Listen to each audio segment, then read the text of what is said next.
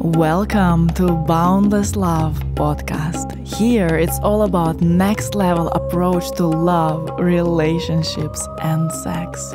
I'm your host, Sofia Sundari.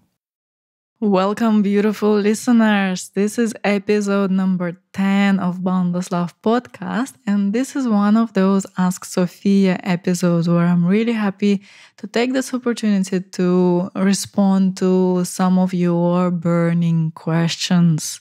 So I've received so many questions, and there's no way on earth that I will ever be able to address all of them. But I am doing the best I can, and I'm taking those that feel most vulnerable and most relevant to my work. So I have a question from Chris. This will be our first one. He says, "Hello, Sofia. I have a question regarding sacred union. In your masterclass, you said that in order to achieve that, we first need to become sovereign. For me, I'm afraid of being sovereign because I naturally am longing all the time for love and oneness. And I'm afraid that when I become sovereign, I will lose the need to long for more love and thus lose my feminine power. How can one keep the longing and needing when becoming sovereign herself? And I am in a relationship." Well, that's a beautiful question, and it does seem like there is some misunderstanding here, so I'm really happy to clear that. So, first of all, when we speak about oneness is not about relationship. Oneness is not about merging with a partner. Oneness is experience of being one with the entirety of life. And this is not a personal experience. This is not something that your person can understand, your personal self can understand or experience from the standpoint of personality. So when we speak about oneness, this is a transpersonal experience. This is when we escape the limitations of our body-mind. This is where we escape the identity with the body. And when we experience ourselves as eternal, this is what oneness really means. So this is first thing here. And the second thing about sovereignty, well, it's a common question, another way to put it. Sometimes people put it differently and they would say, well, if I become completely whole inside, like, why would I even need somebody? And the thing is that, in fact, until you need somebody, like need in a sense that you need them because without them your life is not good. Until you are in that standpoint, it means that you are trying to fill in a hole inside of you. It means that you are trying to compensate for some pain that you're experiencing, and usually it's pain from early childhood, and cover that pain by immersing yourself in this love relationship. So this is not an empowered way to relate, because from this standpoint, you will always find something wrong about your partner. No matter who your partner is, you will always find something wrong about them. Because when you're trying to find this perfection in them, it means that you are searching for yourself. Whenever we are looking for perfection, it's an indication that we are searching for ourselves, because it's only when we find ourselves can we ever find perfection.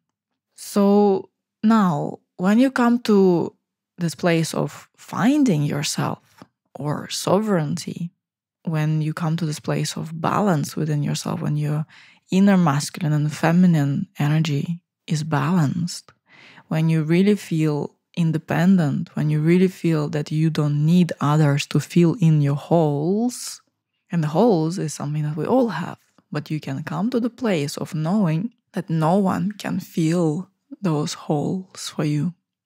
This is what sovereignty means. And from this place, no, you won't need a partner to help you, to make you happier, to make you something more than what you are.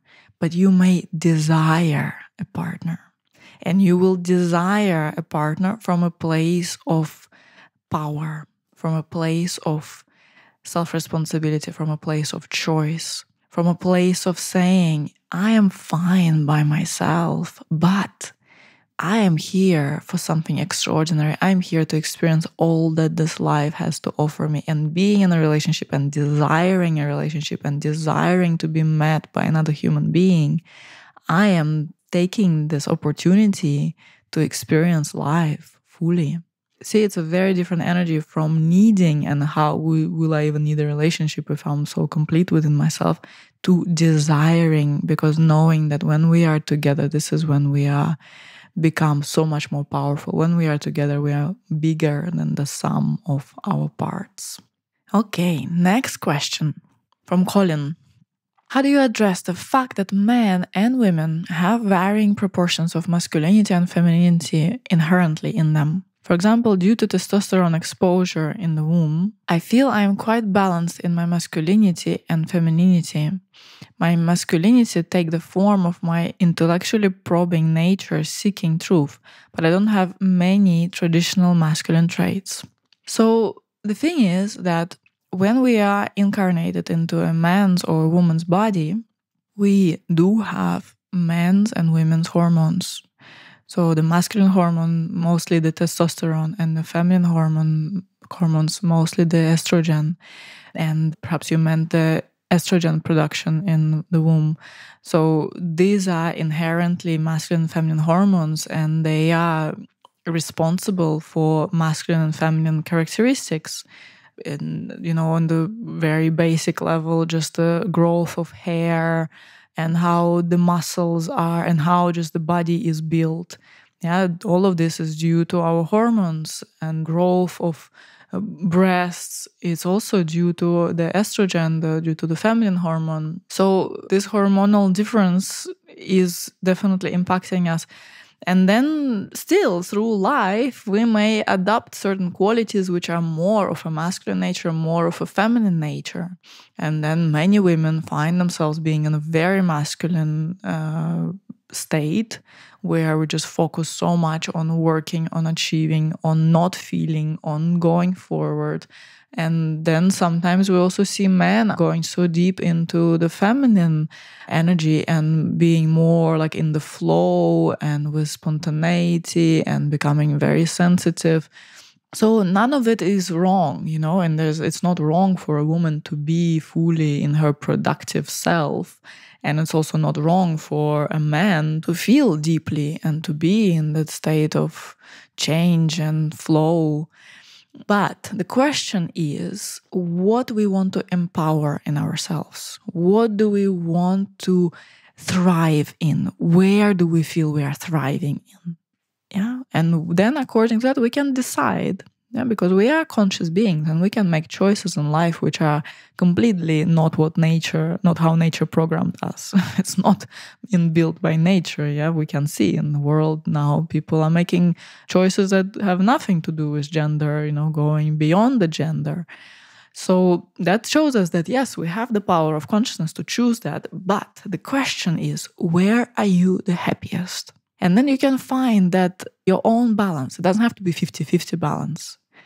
Although, like traditionally in yoga, for example, we want to come to this, like the lunar and the solar energies, we want to balance them. And ultimately the balance creates the yoga, the union. Yoga means union. But for our modern life, we don't have to go that way. We don't have to find the total union in that way. We can find the balance that works for us. So maybe for you as a man, and you say you have this intellectually probing nature and you are going forward and you love it, as I understand, then perhaps for you, that's your happy place. And possibly that you want to be like maybe 70% of the time in your masculine and then only 30 in your feminine. So you don't have to look at yourself and say like, well, I don't have many traditional masculine traits. Well, are you interested in developing them? Are you interested in uncovering them? Because they are there, but they just need to be uncovered and revealed if you choose so. And for women, it works in the same way. They might choose to be like a certain amount of time in their masculine and a certain amount of time in their feminine. And the question is like where we are the happiest, where we are giving our gift the fullest, and where do we want to spend the majority of our time, and work accordingly. Create your day accordingly. If you want to develop your masculine, make sure you're starting your day with masculine activities. Make sure that you have a masculine routine. Make sure that you have a group of people who are holding you accountable, for example, like what men can do together in conscious masculine circles, where you really decide to step up as a man, where you decide to honor your word, where you decide to show up in the fullest, truest integrity, and then hold yourself up to that and have a group of brothers who are holding you to that. That would be a beautiful way to develop the masculine qualities if you so choose. Yeah. So also the opposite can be. Yeah. Also there can be a case that a man says, no, I actually like to be in my feminine energy, and there's no problem with that. But the thing is the choice. Yeah. As long as it's a conscious choice, anything has place. Okay. Another question from Graciela. She's asking, I would like to have an exchange of views with you. What do you think about porn? I want to raise awareness on this matter, but I think people are very judgmental towards it. But at the same time, I'm against what porn does to brain chemistry and intimacy. Do you think there is a middle ground? Well, my view on porn is such that we have to be really aware of what it creates for the brain. And what it creates is this enormous production of dopamine, excessive production of dopamine, so the pleasure hormone. So when a person is watching pornography, the stimulation that takes place in the brain, it is not comparable to stimulation that can occur through just a normal life moment, through intimacy, through relationships. So that creates addiction. And that's why it's very known that many people are addicted to pornography. So that's a problem, because when there's addiction, it means we are deprived of our free will. We are no longer choosing. It's just happening automatically. And then another side effect is desensitization. So the person becomes desensitized and the normal intimacy is just no longer interesting, and hence erectile dysfunction, and hence of desire and sexuality, and hence broken relationships and insecurity, lack of confidence, inadequacy, and so on. So now, on the other side of the spectrum, what I want to say, though, is that pornography gives something that is quite soothing on a different level. It gives this permission to look directly at sex, to look directly at genitals, close up, zoomed in. So I believe that this is actually a positive thing, because we need to normalize sexuality. It's ridiculous. I hope that it will be ridiculous on a larger scale as well. But in my world, it is really, really sad and pathetic what is the state of connection with sexuality that the world is in. It is really, really sad and ridiculous. And the fear that is around sexuality is so enormous. So when we have the opportunity to look directly at genitals, like there is something is soothing us from inside. Somehow, it gives us signal to the brain that actually, well, I can look at this directly, and in this moment, I don't feel any discomfort. I feel really happy, and it's even nurturing me to look like this directly. So it kind of normalizes our humanness, if it makes sense. It normalizes that the place from where we were created. We were created by people's genitals rubbing against each other. Yeah. So we see that sex is sacred intrinsically, and when we look directly at the genitals, we subconsciously understand that it's actually really beautiful and there's nothing dirty about it. But then usually what happens is that then this overstimulation starts to happen, that also it's not just looking at the genitals, it's looking at a very intensive activity, which is usually very far from what happens in sex normally.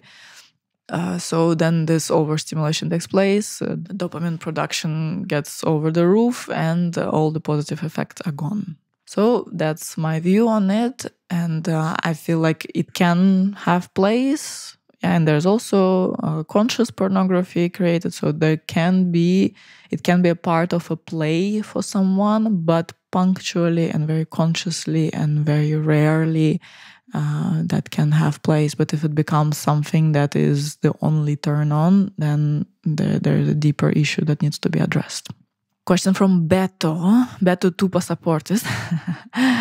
So she's saying, my partner and me are on a very dry moment sexually, and I'd personally like to do sex fasting for some period to get personal growth. How long would you recommend? Thanks in advance. I understand you might be getting many messages to reply. So, well, it could be an idea to completely go abstinent for a phase, even if you're in a relationship, and it's really great to decide it. Even you can say, okay, we go abstinent for a month and we see what happens. However, there's a danger here that you just completely disconnect from intimacy and from the body here. So if you manage to go like, okay, we don't do penetrative sex, but we still have intimacy, we still create romance in our life, we still meet each other in a sensual way, we come together and we give each other massage, or we cuddle, or we have a makeout session, or we do something which is still sensual and nourishing and yet not penetration based. So that could be really beautiful, and that could be a way to also reframe sex, and ultimately the arrival to relaxed arousal would be brilliant for this case. Relaxed arousal means that you just bring your bodies together, you breathe into your body, you arrive really in your body, you don't let your mind guide the show, you just really stay really in deep presence with the body, and then you see what starts to happen. Yeah? And then you let yourself breathe deeply, move in a sensual way, and you see what your bodies want to do, how they want to be met. If you don't have penetration as agenda, incredible things may come to life. So in this way, I would recommend it. In the way that you're not having sex and you're hardly touching each other and you're just not really looking at each other as arousing and erotic beings, then that will just bring you in a position of being friends and it won't support your intimacy. Next question is from Jairus. I'm a male who is trying to understand life. Am I an infinite energy being? I don't know what to believe. I don't want to believe. I want to know. If women are goddesses, then are men gods?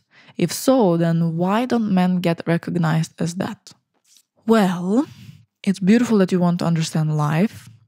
And the thing is that there's a really strong clue in your question. You say, I don't want to believe. I want to know. This is it.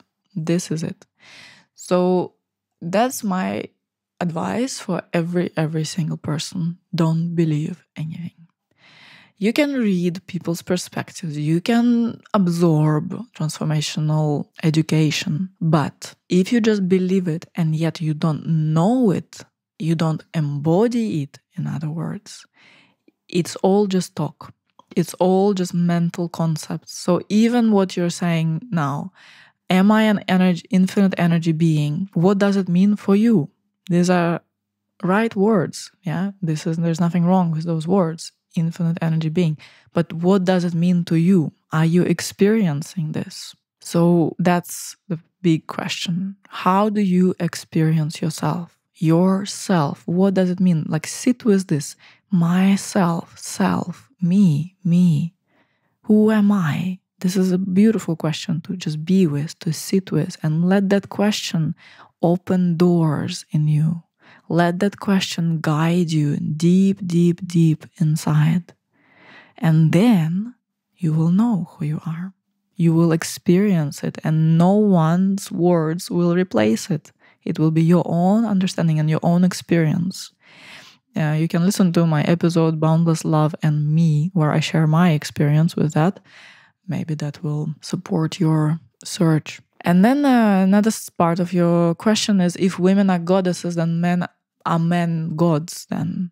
If so, why don't men get recognized as that? Well, this also comes across as something very superficial. Because it depends, what do you understand by this? What do you understand when you say women are goddesses? And maybe it's also a little bit like in our New Age circles, there can be this notion that women say, okay, I'm a goddess, women are goddesses, women need to be treated like goddesses. But what does it really mean? So goddess in original sense means the universal power, the cosmic power, the power of creation, the goddess, the sacred one. So it's all of life, actually. This is what the goddess is.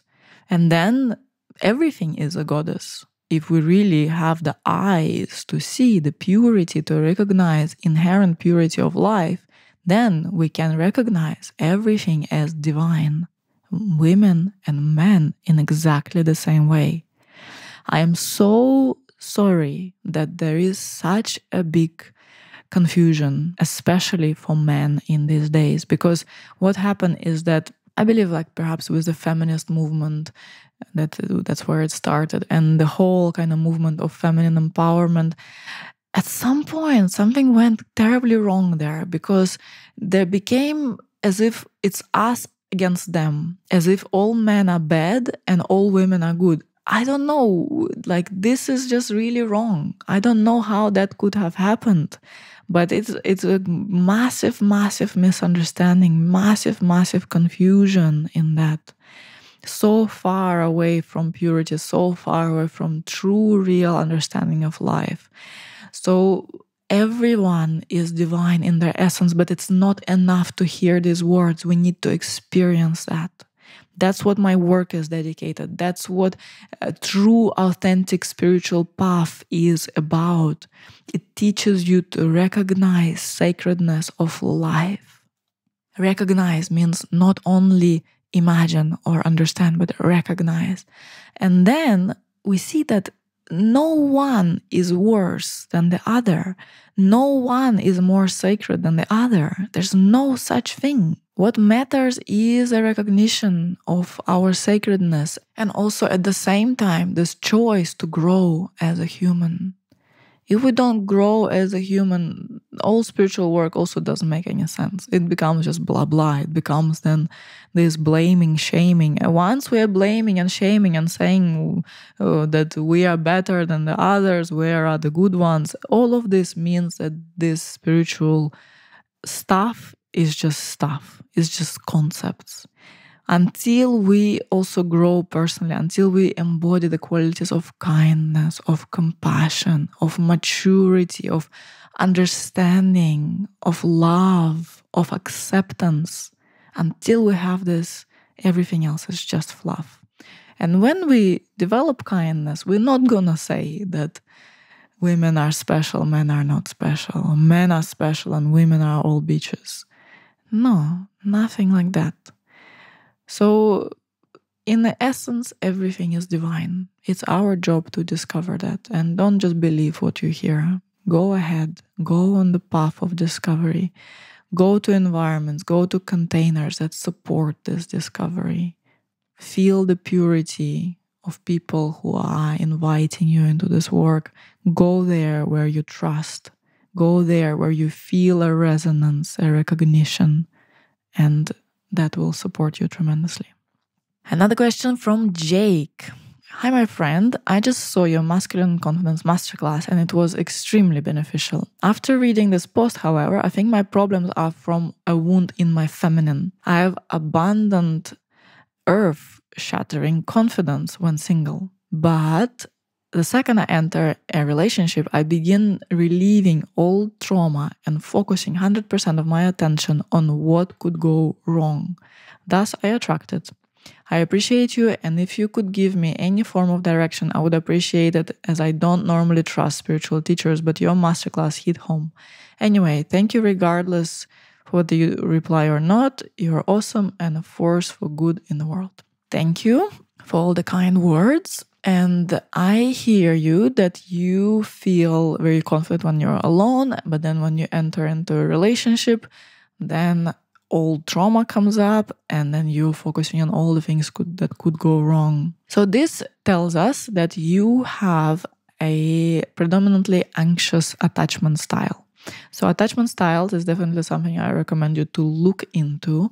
There's a beautiful book called Attached, or another beautiful book called Whole Again. I will put the references on my website in sofiasundari.com/podcast. So you can go deeper into this work to understand your reactions to life. So what you're describing is a sign of this anxious attachment style. So that tells us that, yes, there was a childhood situation where you felt that you were not welcome, that you were not loved, that you were not accepted the way you were. And so there was created an anxiety that love will be taken away from you, that attention will be taken away from you, that care will be taken away from you. So it sounds like you understand this, and it would be really good to go to that root cause of what happened there, to hold that little boy who experienced that, and to be with him, to be with his sadness, to be with his pain, to be with his anger, or whatever there might be. Yeah, so because it's a little boy inside of you who gets activated through this, and he needs to be held, he needs to be soothed, he needs to be loved. When you become a parent to him, because that's your job, yeah, right now you need to have this self-parenting attitude, and then you become a parent to this little boy now, and you tell him, look, now I got you. Now I'm a grown man who knows how to achieve things in life and how to be strong and how to be loving, and I love you, and I'm here for you, and I will always be here with you. So give this safety to yourself, to this little boy inside of you, in whichever way it helps. Yeah, you might journal about it. You might just like really feel him in your heart, place your hand over your heart and talk to him quite literally. And you might feel like something in you will soften, and something in you will start to trust you as a grown man more.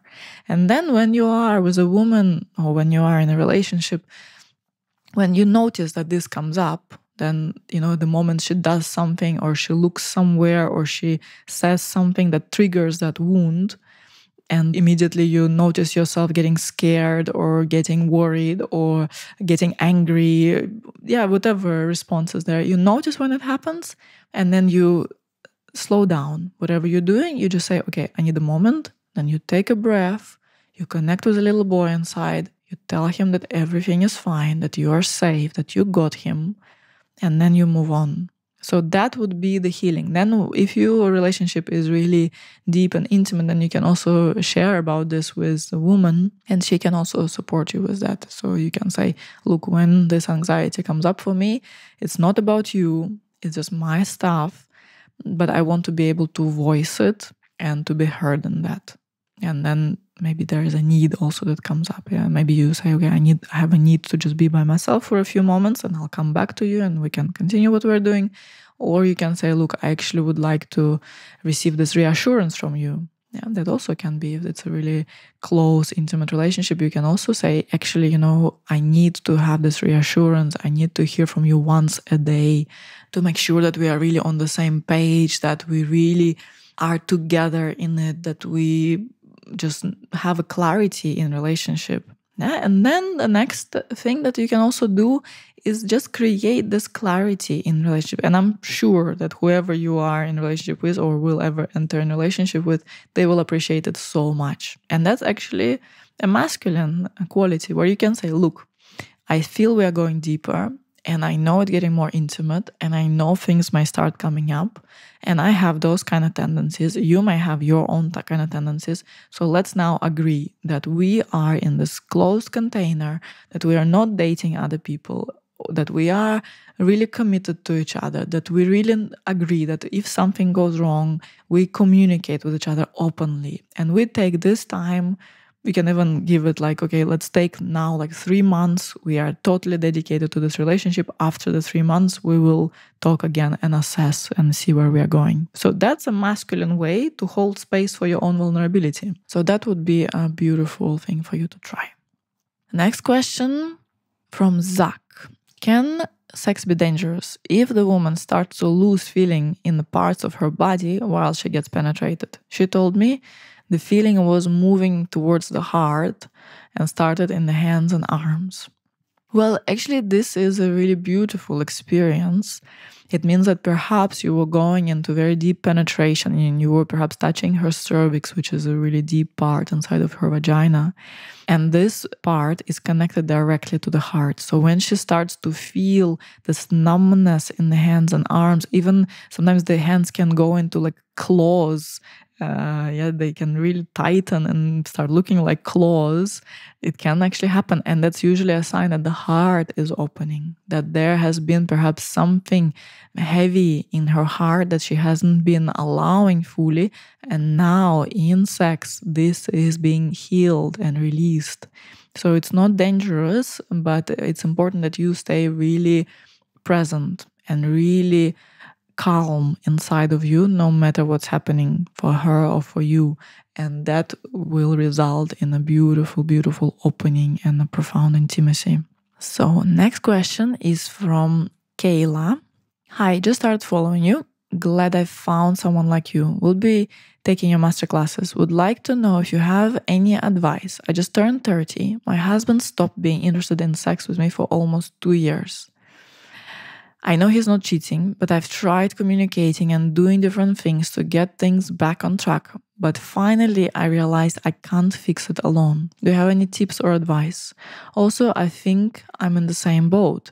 I've had sex, but I'm not sure if I've ever had an orgasm. It feels good, and others say it feels good, but I don't feel anything crazy. I do know there's times I get really nervous and pretty much back down or just sit there and take it, but it stops feeling good. I also lost my confidence with my husband, not wanting me anymore and craving me, so I lost my confidence.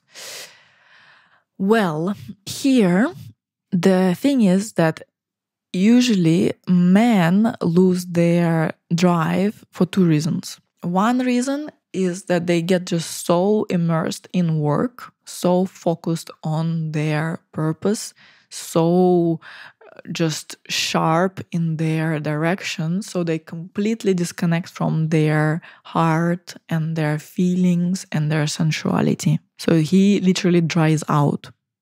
So he doesn't feel anymore any juice for sex, any juice for life. So that's, of course, a pity, but it ties into the second point. And the second point, when he can be not interested in sex, is when you are not interested in sex. And it seems like you even have an understanding of this from the way you ask the question. So when you're not interested in sex, your body is closed, your heart is closed, your yoni is closed.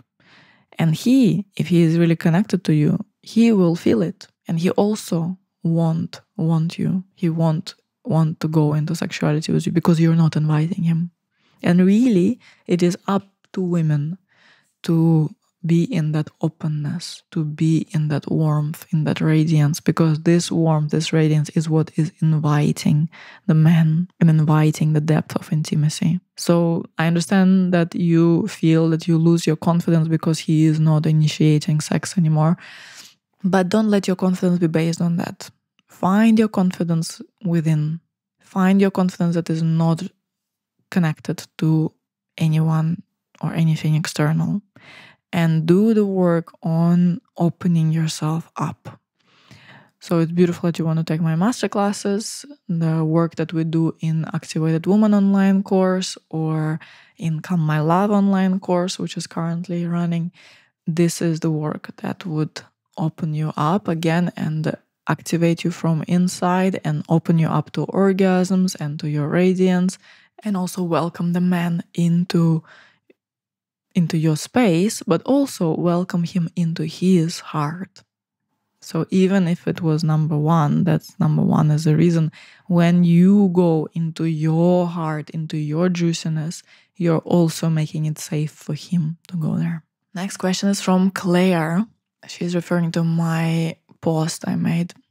He walked in and sat next to me. I'm scared, he said. I really want a deep relationship, but I'm so scared. Once we start going deeper, I pull away and reject the woman, all because I'm so fucking scared that I will open my heart to her and then she will leave me. At the same time, I wanted more than anything. I want to relate, I want depth, I want connection, but I'm terrified of it all at the same time. So that's the post I wrote about this moment I had with my friend. And these are his words, what he told me. And she is asking, can you talk about this with a guy in regards to the above? To put to words what you know he's feeling in a loving and caring way, just to help him make sense of some things. No expectation, just from love as you believe it will help him ease his pain. Well, of course, when you're coming from a place of compassion and a place of love towards someone and you're not trying to fix them or heal them, of course you can say those things. But how those things will land deeper is if this person is actually open to receive reflection. Sometimes we are shoveling our advice down people's throats in a really violent way, actually.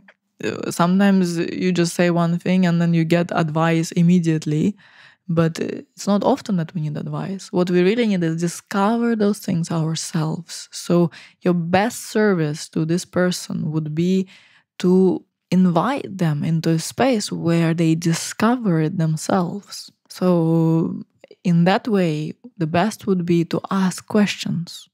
If you really deeply care, take some time to ask this person questions. Ask them, how do you feel? How do you feel when there is more closeness and connection? What happens for you? What happens in your body? Is it something that you've experienced in the past? Yeah, so something like this. Yeah, just telling people, look, you have a trauma and you're so scared of love, but actually that's what you want more than anything.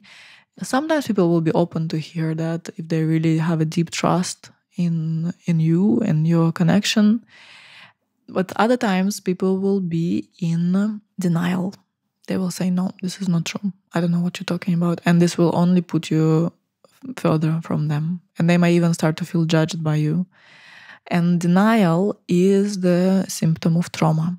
Sometimes it may be very, very clear to you that this is what's happening to the person. And you may even point at it or check with them if they are aware that this is a pattern they're in and this is a repetitive thing that is definitely not occurring just for the first time in their life.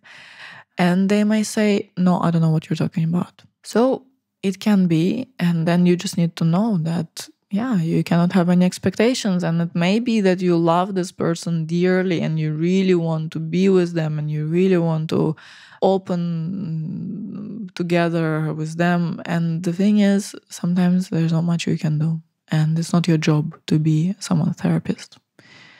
Really. It's beautiful to be a loving, caring friend, but still it's not our job to fix each other. And when we are trying to do that, we are only creating more barriers between each other. Another thing just to mention here is that it also, when you're trying to fix someone, when you're trying to give someone advice or direction or something like this, you are entering into a masculine dynamic with them. So you need to see if that's really serving you and if it's your happy place. Another question from Dean Borasan. He says, hey Sofia, am I a shallow male if I don't like women hair on body and legs? What do you think about that subject? I'm in a relationship with a woman who has passion for her hair, but my program is too strong to switch that into something interesting for me. Maybe it's just not for me. Maybe this relationship is something I need to learn and discover about myself and good experience, but not long road thing. Differences are all right, but not every. That's the question in my head lately. Do you have some good words for the situation? Well, it's an interesting thing because you can see your preference here. You go okay, I really like smooth legs and smooth body. And it's still interesting to see why. Why do you like that? Why is it, especially if it's that important for you, so you are even thinking to end this relationship because this woman doesn't want to shave her legs. This is tricky. This really speaks about some programming which you're aware of, but I just invite you to find what the programming is. So possibly it's just something that you learned when you were a young boy and together with other guys you were discussing girls and somewhere there you decided that women need to be super polished and kind of sterile, and that's what makes them attractive. So if it's that, it's not serving you, because life is never going to be sterile and polished. Life is wild, is raw. Women have hair everywhere. Women bleed. Women have different secretions coming from their bodies. They go to the toilet. They take a shit. They do all of that. Women are not sterile, polished Barbies. Women are humans, raw and alive and fierce like life and nature. So my recommendation is to come to peace with it, is to even encourage your woman not to shave for a phase, to really come to be comfortable with all that life has to offer. Even maybe sometimes going for phases, for people who are really obsessed with cleanliness, for example, going for a phase of not showering. That can be a wonderful experience. Or living in nature without any comfort. Living in nature for days and days. That can be a wonderful experience, especially for people who find it very gross. And, the thing is, it doesn't have to be all your life. Yeah, it can be just a phase where you come to comfort with it, and then you're like, okay, I understand. This is my humanness. I can be with hair, without hair, this way, that way. My partner can be this way, that way. It's okay. It does not change fundamentally who I am at my core. And then once you feel really at ease with all ways how life expresses itself, then you can party. Then you can decide what is your preference this month, this day, this week.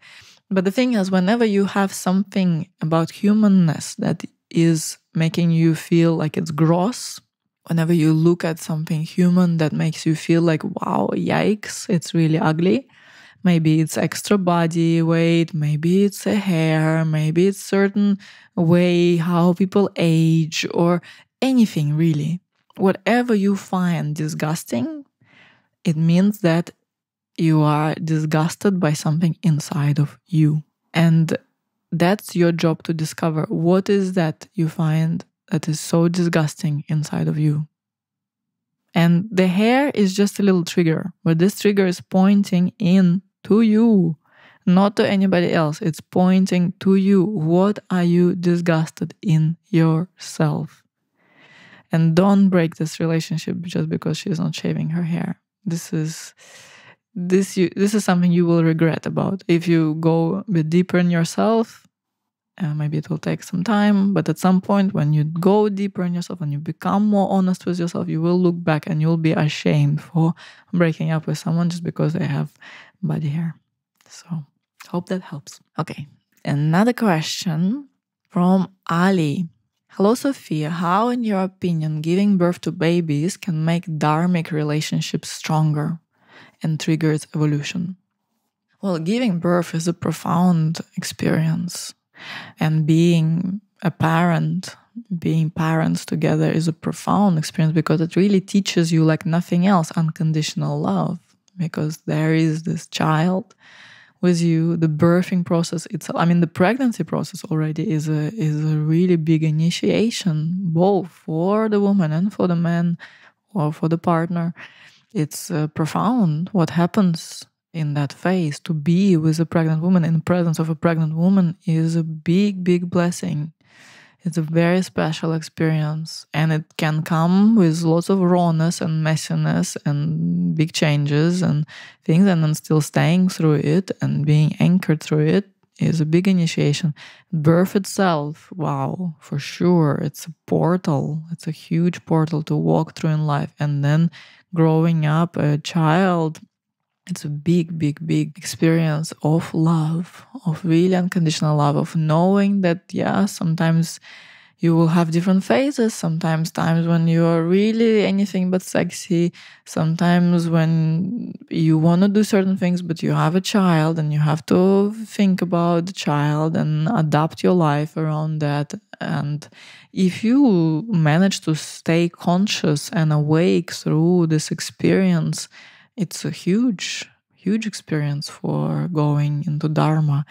And the fact is that it's not for everybody. Yeah, for some people, it's their path, it's their line, it's one of the ways that they are serving their Dharma, their supreme destiny involves that. And for others, it's not. So there's no one way for anybody. But if that's something that you choose, this will trigger a massive evolution. And the thing is that you can never choose wrong. Sometimes people are wondering, should I have a child or should I not have a child?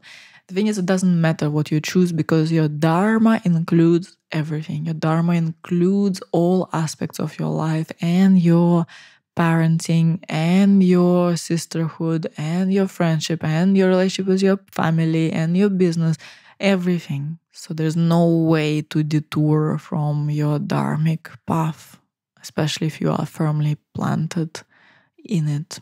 No way. And anyway, everything is your dharma. Even when you were completely unconscious and living life just without any awareness, it was still part of your dharma. Next question regarding karmic relationships, soul contracts, are they made before birth? Or are we karmically drawing it in this life because we have done something in this life or lost our path and need a reminder to close the cycle? Well, it can be either way. And the thing is that karmic relationships always serve evolution. They always serve growth and they always serve cleansing of old. So it doesn't really matter what exactly is being played out. It may be the wounds of your childhood that are being played out, or it may be a really deep, ancient, lifetimes long soul connection with someone and certain contract that you entered into lifetimes ago. And now you are a different person with a different state of awareness and you desire different things, and those contracts may be not serving you anymore. But you still need to work through them and live through them. And the way that you will be resolving those contracts, this is something that will teach you a lot. Okay, with this, we will complete this round of Ask Sofia. So thank you so much for sending in your questions. Please keep them coming. The most interesting ones are the ones I will touch on in the next episode. So I release them around every month, every 2 months. So be patient if sometimes it takes a little while. Thank you so much for tuning in. If you want to go deeper into all things sacred sexuality, relationships, spiritual awakening, you are so welcome to dive into my work. The next upcoming thing is my training, Sacred Man, Sacred Woman, and it's a powerful initiation for men and for women into the depth of the masculinity, into the depth of the femininity, and into a profound way to meet from the deep place of joy, of power, and meeting the other person in that. So if you're interested, hop onto my website, www.sofiasundari.com, and you will get all the details there.